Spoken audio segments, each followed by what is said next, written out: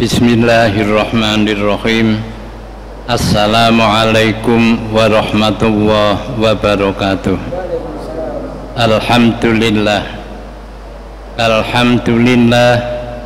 ala ni'matil iman wal islam, wassalatu wassalamu ala asrofil anbiya wal mursalin wa ala alihi wa sahbihi ajma'in, amma ba'du.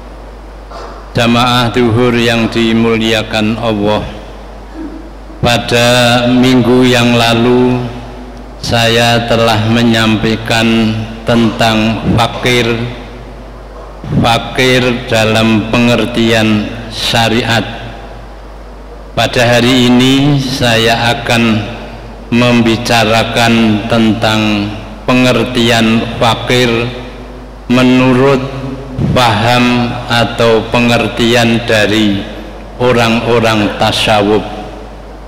Fakir sebagaimana yang saya sampaikan menurut konsep syariah, fakir adalah orang yang tidak dapat memenuhi kebutuhan kehidupan sehari-hari karena tidak mempunyai pegangan, tidak mempunyai pekerjaan yang dapat digunakan untuk memenuhi kehidupannya.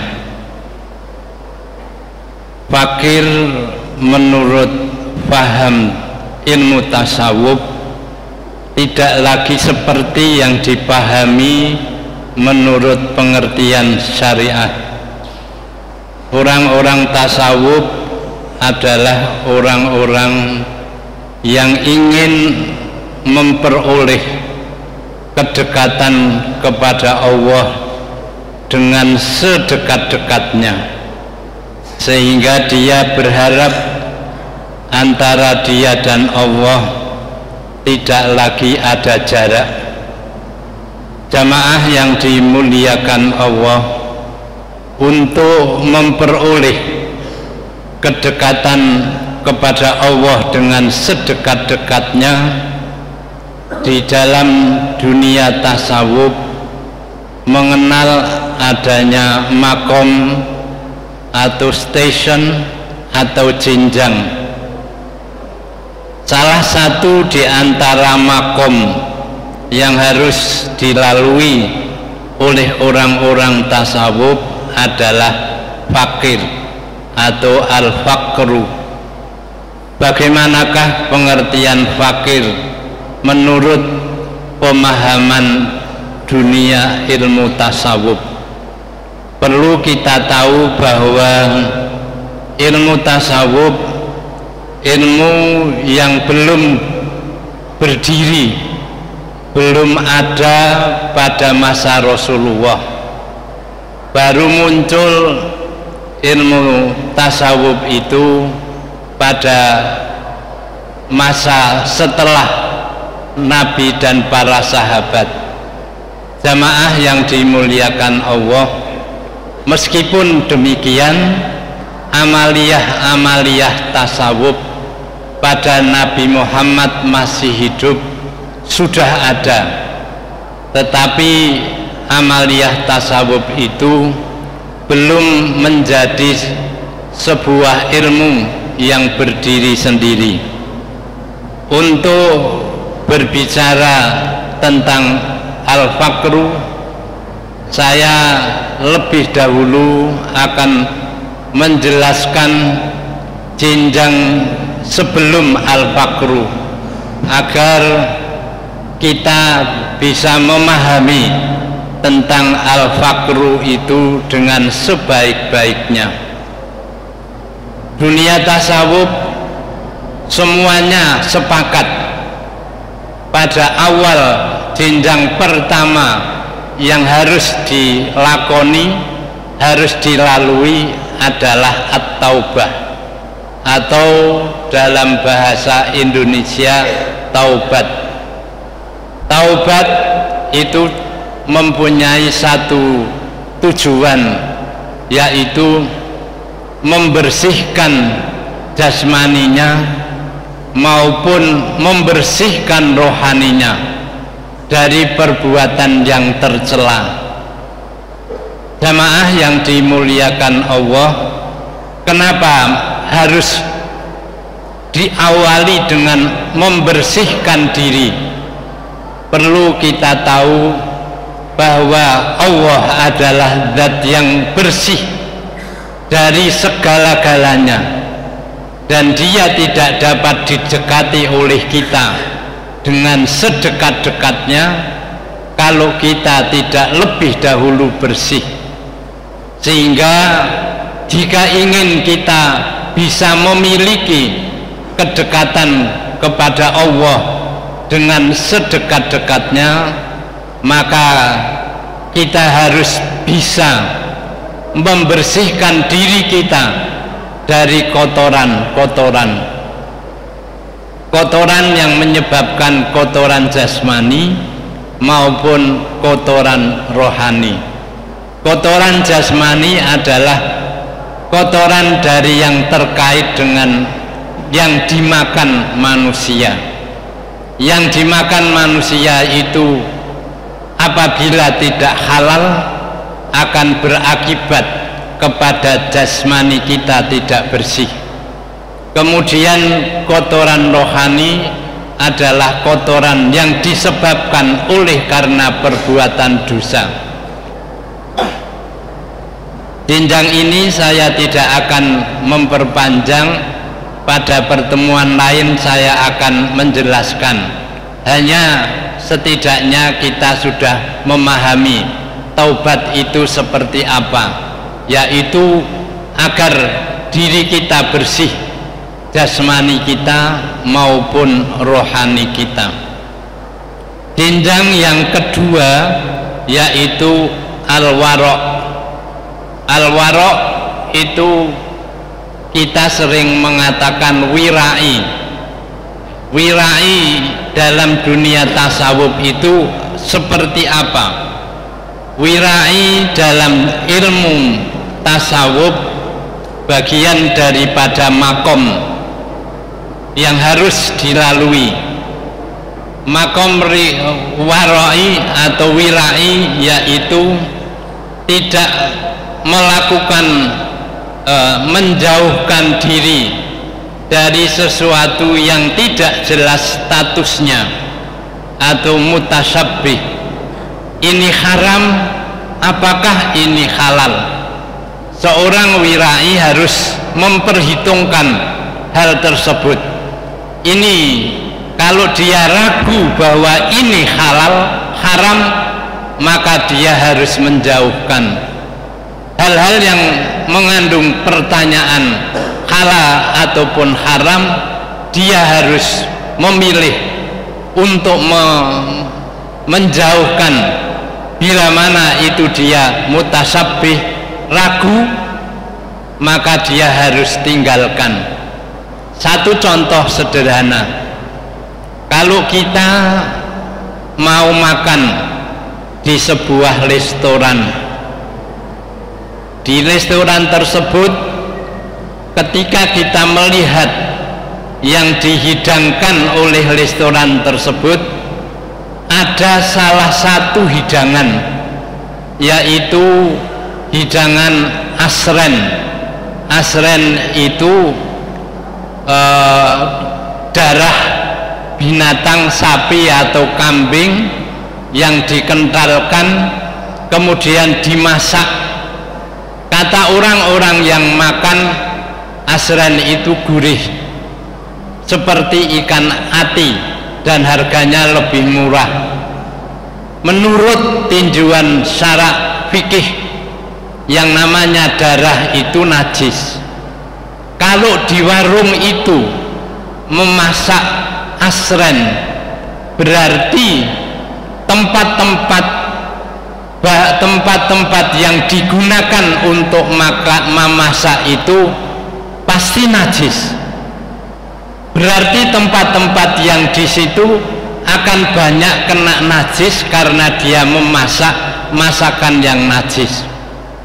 Di situ akan, bagi seorang wirai akan meragukan kehalalan, kebenaran makanan-makanan yang ada di warung tersebut, ragu, jangan-jangan masih menimbulkan jangan-jangan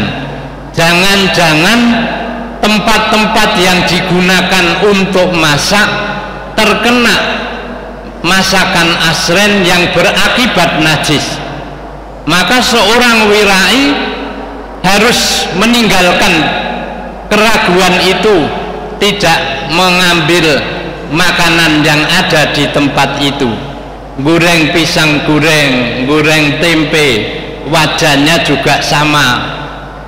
Di tempat pisang goreng, pisang atau tempe, bahkan mungkin minyaknya sama saat menggoreng asren dan seterusnya, berarti terkena najis. Kita sudah ragu. Hal-hal yang mempunyai keraguan yang seperti itu, orang-orang wirai harus bisa sudah memilih hal yang meragukan, tak tinggalkan, saya tinggalkan. Mencari yang tidak lagi tempat restoran yang saya tidak ragu, saya yakin bahwa di situ tidak ada satu keraguan apapun. Kalau kita mendatangi sebuah resepsi yang mengadakan resepsi itu Chinese, di dalam resepsi itu ada dipilah masakan. Di sini di tempat yang diundang ada muslim, ada non muslim. Di sana akan ditulis masakan halal bagi muslim. Ada tempat yang ditulisi seperti itu. Tapi kalau cateringnya sama, maka kalau orang wirai, hal itu sudah menjadi persoalan. Jangan-jangan, masih jangan-jangan, mending sudah tidak lagi mau makan, hanya hadir untuk memenuhi undangan hadir. Sejauh itu keberhati-hatian seorang yang memasuki dunia tasawuf. Dan perlu saya garis bawahi bahwa setiap makom yang dilalui oleh seseorang, saya umpama dengan orang lain memasuki wilayah makom wirai, antara satu dengan lainnya, atau makom taubah antara satu dengan orang lainnya belum tentu sama. Satu orang berada di makom taubah itu bisa 1 tahun, ada yang bisa 1 bulan rampung, ada yang setengah bulan sudah rampung, pindah ke makom lainnya, mungkin ke wirai. Urutan-urutan makom pada tasawuf itu berbeda-beda, bisa pindah ke makom lainnya. Siapa yang menentukan orang itu bisa pindah dari satu makom ke makom lainnya? Di sini tidak ada ujian seperti ujian semester. Yang akan bisa menentukan bahwa orang ini sudah dinyatakan lulus dari makom tertentu adalah seorang mursyid, seorang guru tasawuf, bukan seorang profesor doktor. Profesor doktor tidak dipakai di sini. Ya, seorang profesor ahli dalam bidang apapun hebatnya tidak bisa campur ikut menentukan perpindahan seseorang dari satu makom ke makom lain. Makom yang akan menentukan makom ini adalah seorang mursyid, orang tertentu yang sudah menggeluti dunia spiritual, dunia ini, bukan profesor, bukan doktor. Makom wirai dalam teori tasawuf dibagi menjadi 2, yaitu wirai secara lahir. Wirai secara lahir yaitu tidak melakukan sesuatu perbuatan apapun kecuali untuk beribadah kepada Allah. Kalau dia sudah menaruh perbuatannya, amalannya, dia tidak melakukan apapun kecuali dia beribadah kepada Allah. Kalau kita mau ibadah kepada Allah, berarti kita berbuat sesuatu sesuai dengan apa yang disyariatkan oleh Allah. Disyariatkan oleh Allah yaitu benar secara syar'i. Benar secara syar'i yang seperti apa? Harus dilihat, diperhatikan. Tadi memperhatikan dari sesuatu ini benar apa tidak, halal apa haram, dan lain sebagainya. Kalau itu haram dia tinggalkan. Bahkan mungkin dunia perbankan, bank itu ada yang haram, ada yang menghalalkan, ada yang mengharamkan. Subuhat, ini halal, ini haram dengan 1001 alasan masing-masing. Hal-hal yang seperti itu mutasyabbih, ditinggalkan oleh mereka, tidak mau melakukan sesuatu yang masih diragukan keabsahannya, kebenarannya, karena dia berbuat hanya untuk karena ibadah kepada Allah. Kalau kita sudah berbuat di mana perbuatan kita hanya mempunyai satu orientasi tujuan, ibadah kepada Allah, maka yang akan kita lakukan tidak akan mungkin keluar dari apa yang telah disyariatkan oleh Allah. Yang kedua, wirai secara batin. Batinnya tadi amaliyah perbuatannya, sekarang batinnya tidak memasukkan sesuatu apapun ke dalam hati dan pikirannya kecuali ingat kepada Allah. Jadi isi hati pikirannya tidak ada lagi isinya kecuali ingat kepada Allah. Ajaran Allah di dalam firman-Nya berbunyi, Udhkurullah zikron kasiron. Ingatlah kepada Allah. Ya, ingat sebanyak-banyaknya kita ingat kepada Allah. Kemanapun dia pergi, tidak ada lain kecuali dia ingat kepada Allah. Dalam perjalanannya selalu zikir, selalu bertasbih, bertakbir kepada Allah. Tidak ada yang lain kecuali itu. Itulah seorang yang telah memasuki wilayah wirai. Dari wilayah itu kita sudah bisa melihat bahwa seseorang dalam hidupnya, dalam langkah perbuatannya tidak akan mungkin keluar dari apa yang telah digariskan oleh Allah, dan Allah selalu ada dalam ingatannya. Zikrullah, zikron kasiron. Itulah salah satu di antara makom wirai. Kita semuanya di makom ini bisa melakukan, ya, kita semua bisa melakukan. Kita bisa menjadi seorang wirai, ya, minimal kita bisa berhati-hati di dalam melangkah, dalam menentukan sesuatu. Ini haram, ini halal, ini meragukan. Maka prinsip seorang wirai, ba'da ma yuribu wa khudh bima khuliqtalah. Tinggalkan apapun yang kamu ragu sudah, ini benar atau haram atau apa, tinggalkan. Kalau kita pada umumnya, andai kata kita sedikit ada keraguan, alah sudahlah, baca bismillah, halal, dimakan, tidak pernah melihat sesuatu.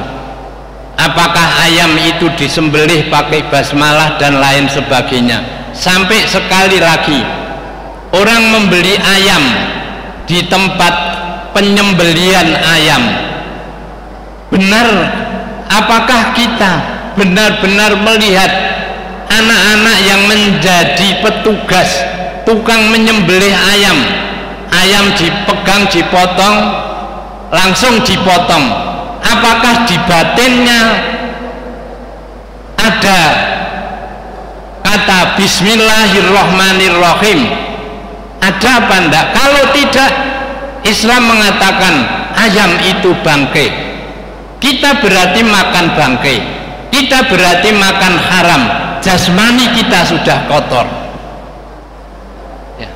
jasmani kita sudah kotor. Kalau orang yang berpikir sederhana, udahlah yakin bahwa itu halal. Ketika kita mau memasak, kita awali dengan basmalah sebagai pengganti. Andai kata bismillah tidak digunakan pada waktu menyembelih, kita yakin halal. Orang wirai tidak mau seperti itu. Bahkan kalau dia ragu, dia tidak mau.